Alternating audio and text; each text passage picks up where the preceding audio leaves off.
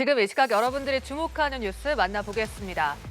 한국과 미국 군 당국이 오는 13일부터 11일간 북한의 핵 위협 대응 능력을 강화하기 위한 자유의 방패 연습을 실시합니다. 한미 군 당국이 공동 브리핑을 통해 발표한 건데요.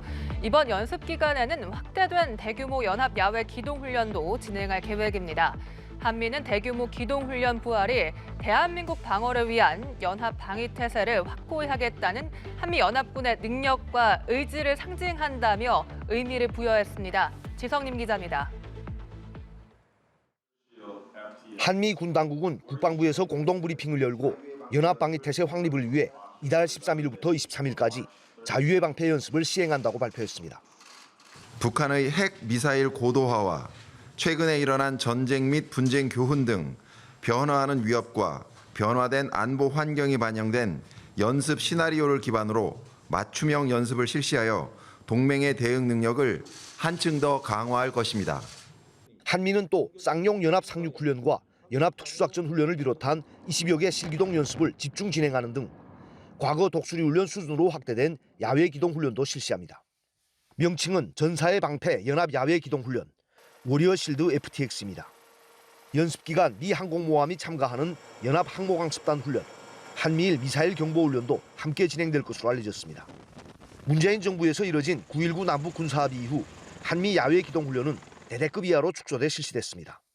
그러다가 윤석열 정부 출범 이후 작년 하반기 을지 자유의 방패 연습을 계기로 연대급 이상으로 재개됐고 이번에 국가총력전 개념의 전국급 훈련으로 부활한 겁니다. 한미는 대규모 야외 기동훈련 부활이 대한민국 방어를 위한 연합방위 태세를 확고히 하겠다는 한미연합군의 능력과 의지를 상징한다고 의미를 부여했습니다.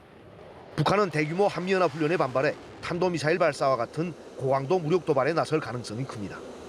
군 당국은 국민의 생명과 안전을 위협하는 북한의 도발을 용납하지 않겠다며 한미동맹의 압도적 능력으로 단호하게 대응할 것이라고 밝혔습니다. 연합뉴스TV 지성림입니다. 코로나19 유행이 안정세를 유지하면서 정부가 일상으로의 전환에 속도를 내고 있습니다. 먼저 정부는 4월 말에서 5월 초로 예상되는 세계보건기구 코로나 긴급위원회의 논의 결과를 토대로 2020년 국내 첫 확진자가 나온 이후 유지해온 위기 심각 단계를 경계 단계로 조정하는 논의에 본격 들어갑니다. 방역당국은 이달 말에 마스크 착용 의무의 전면 해제 등 추가 방역 완화를 위한 구체적인 로드맵도 발표합니다. 이 내용은 서영석 기자입니다. 코로나19 유행 안정세 속 일상 회복이 가시화하고 있습니다. 정부는 안정된 방역 상황과 의료 대응 역량을 감안하여 남아있는 방역 규제들에 대한 논의를 시작하겠습니다. 먼저 정부는 2020년 국내 첫 확진자가 나온 이후 유지해온 위기 심각 단계를 경계 단계로 조정하는 논의에 본격 들어갑니다. 4월 말에서 5월 초로 예상되는 세계보건기구 코로나 긴급위원회의 논의 결과를 토대로 위기 단계 하향을 논의할 계획으로 위기 단계가 경계로 낮춰지면 국무총리가 본부장인 중앙재난안전대책본부가 해체되는 등 범부처 대응 수준 역시 완화됩니다. 일상으로의 전환 준비도 이어갑니다. 확진자 7일 격리 완화와 대중교통과 의료기관 등에 남아있는 실내 마스크 착용 의무 해제를 논의하는 겁니다. 방역당국은 부처 논의와 자문 등을 거쳐 이달 말 이를 구체화한 일상회복 로드맵을 발표하겠다고 밝혔습니다. 한편 신규 코로나 확진자는 1,408명으로 목요일 발생 기준 5주 연속 10,000명대를 보였습니다. 위중증 환자 역시 135명으로 유행 감소세 속에 정부는 코로나 지정병상도 기존 3,800여 개에서 다음 주부터는 1,000여 개로 감축해 운영할 방침입니다. 연합뉴스TV 서영석입니다. 채용 시장 문을 두드리는 취업 준비생들에게 반가운 소식입니다. 주요 대기업을 비롯해 100여 개 기업들이 코로나 이후 처음으로 채용 박람회를 열고 상반기 취준생 맞이에 나섰는데요. 정부도 수시 채용 트렌드에 맞춰 구직자가 실제 산업 현장에서 필요한 기술을 배울 수 있도록 지원합니다. 경기 둔화의 취업문은 좁아지고 있지만 박람회장을 찾은 취준생들의 열기는 뜨거웠습니다. 이 소식 김장현 기자입니다. 코로나 이후 처음으로 주요 기업 100여 개사가 참가한 대면 채용 박람회 현장입니다. 국내 한 대기업의 채용 설명회 자리를 가득 채운 취준생 눈빛이 진지합니다. 반도체 부분이랑 ICT 쪽 부분을 많이 집중적으로 봤던 것 같습니다. 직접 이제 피드백 받고 이제 많은 정보 얻을 수 있어서 주요 기업 상반기 채용은 이달부터 시작됐는데 5대 그룹 중 유일하게 공채 제도를 유지하는 삼성전자를 비롯한 삼성 계열사들은 조만간 채용 절차를 밟을 예정입니다. SK하이닉스와 SK이노베이션도 이달 중 신입 공고를 내고 한화 에어로스페이스와 한화솔루션은 상반기 공고를 낼 예정입니다. 10년 만에 기술직 신입 채용에 나선 현대자동차는 서류를 접수하고 있고 LG전자는 연세대학교부터 순회 채용 설명회를 개최합니다. 국내 기업 79.3%가 올해 대졸 신입 채용 계획이 있는 것으로 조사됐지만 채용 규모는 예년에 비해 줄어들 전망입니다.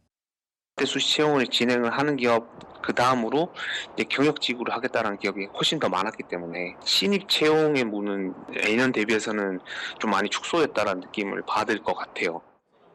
정부도 수시 채용 트렌드에 맞춰 구직자가 실제 산업 현장에서 필요한 기술을 배울 수 있도록 지원하고 있습니다.